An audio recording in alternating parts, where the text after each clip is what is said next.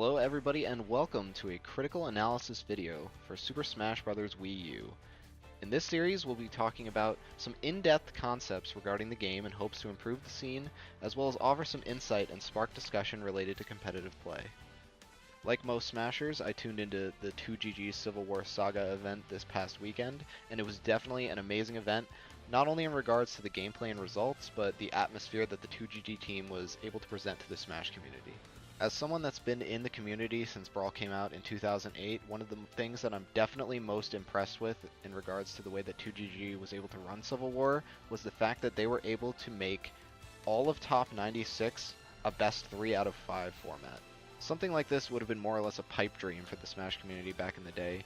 It's kind of been a grassroots community through and through, and we've always been reliant on people bringing setups, pitching in to help the event out, and it's really amazing that they were able to not only make Top 96 a 3 out of 5 format, but to be able to finish the event up right on schedule. So not only did the 3 out of 5 format give us a lot more hype matches to watch, but it's also important to realize that any change to the rule set, of course, is going to affect results in a tournament.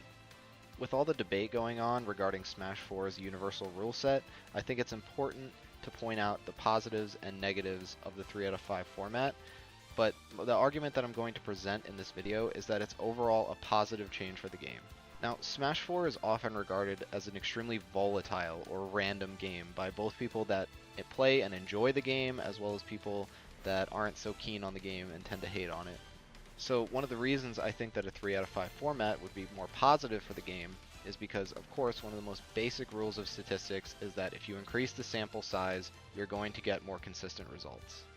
One of the classic cases of a volatile character in Smash 4 is Captain Falcon, and we saw none other than the best Captain Falcon in the world take second place at Civil War Saga.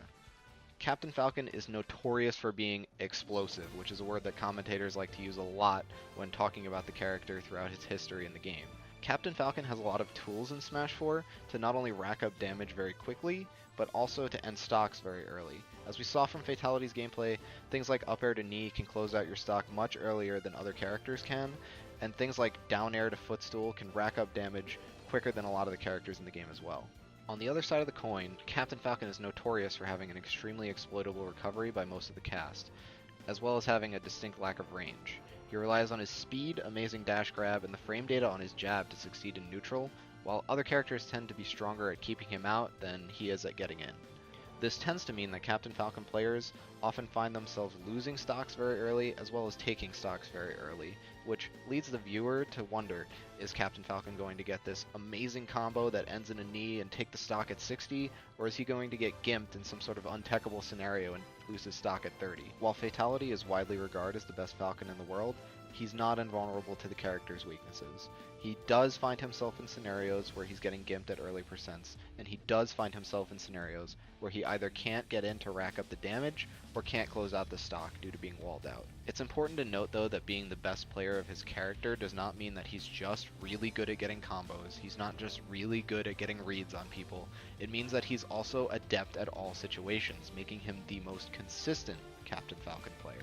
What this means is that if Fatality were presented with a game where he just got gimped at an early percent, or if he just wasn't able to find his way in and just got absolutely outplayed in neutral, he would find it much easier to shrug a game like that off in a 3 out of 5 format rather than a 2 out of 3 format. The argument I'm making is that a 3 out of 5 set format creates an environment that rewards the most consistent players even if their characters can be polarizing. This goes not only for Fatality, but players like T with Link and Hikaru with Donkey Kong, which could be one of the reasons those players had great success at Civil War Saga. Typically when we're talking about the best characters in the game, we're talking about characters with few weaknesses, or ones that aren't easily exploitable. As we go down the tier list, we find that the number of weaknesses a character has tends to go up. One of the things I believe sets Smash 4 apart from other games though is that as we go down the tier list, characters still have very specific strengths that great players can play to. It's only up to those players to remain consistent and attempt to counteract their character's weaknesses. Essentially what I'm saying is that the best players, or most consistent players with lower tiered characters, are afforded more opportunities in a 3 out of 5 format to overcome their character's weaknesses, thus potentially creating more character diversity in top Smash placings. I think this potential increase in metagame diversity is not only helpful for the game's longevity, but it could be also really healthy for viewership purposes. Speaking of viewership, there really isn't anything more hype than a Game 5 last hit scenario, something we saw many times throughout the Civil War weekend. And since we were already using 3 out of 5 formats for top placings, this wouldn't drastically alter the rule set, as opposed to something like changing the stock count would. Now, obviously there's one huge linchpin that could prevent this change from being implemented, and that's the sheer logistics of it. Things like setups, and venue times, and availability of volunteers. Still, I feel like there's no excuse that bigger events couldn't implement this change. Regardless, I think that Civil War Saga definitely did set many interesting precedents for tournaments in the future, and I hope that the 3 out of 5 format is one of those precedents that gets adopted by further tournaments. Regardless, thanks a lot to 2GG for putting on the event. It was definitely a lot of fun for viewers and competitors alike, and congratulations to Dabuz for taking first place at Civil War Saga. By the way, Dabuz is often referred to as the most consistent Smash 4 player, so you see where I'm going with this, right? Either way, let me know what you guys thought of my argument, let me know if you agree or if you disagree, let me know if there are any other topics you'd like me to bring up, or just tell me what your favorite set from Civil War Saga was.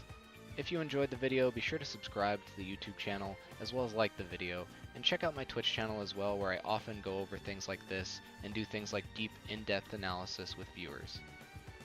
All that information, as well as my Twitter where you can see if I go live or if I post a new video, are going to be in the description below, so hope to see you guys next time, hope you enjoyed.